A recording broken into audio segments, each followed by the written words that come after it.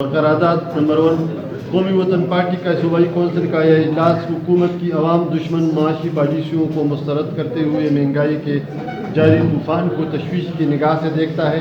اور خصوصاً بجلی، گیس اور پیٹرولیم مصنوعات کی قیمتوں میں اضافہ اور دیگر اشیاء پر ٹیکسوں کا نفاذ غریب عوام کے اوپر اضافی بوجھ سمجھتا ہے۔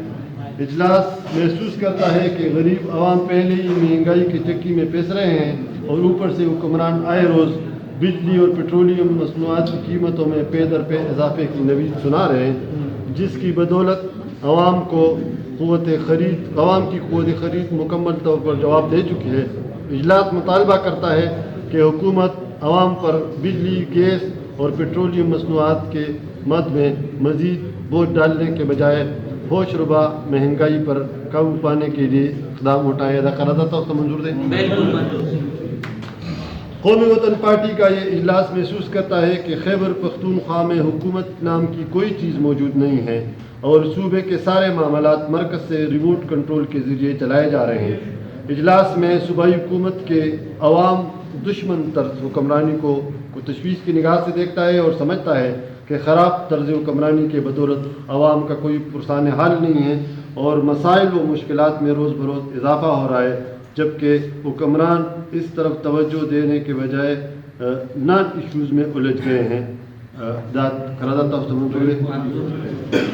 دریم دیجی قومی وطن پارٹی کا اجلاس مرکزی حکومت کی طرف سے خیبر پختونخوا کو بجلی، خالص منافع اور تیل و گیس کی رائلٹی کی عدم ادائیگی کو تشویش کی نگاہ سے دیکھتا ہے اور مطالبہ کرتا ہے کہ آئین کی روح کے مطابق صوبے کے وسائل پر صوبے کا حق ہے، لہذا خیبر پختونخوا کے عوام کو اپنے وسائل پر اختیار دیا جائے۔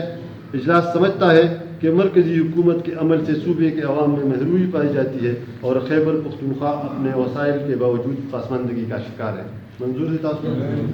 اخیراً قرارداد دیجی قومی وطن پارٹی کا یہ اجلاس مطالبہ کرتا ہے کہ ضم شدہ اضلاع کے عوام کے ساتھ کیے گئے وعدوں پر ہر بار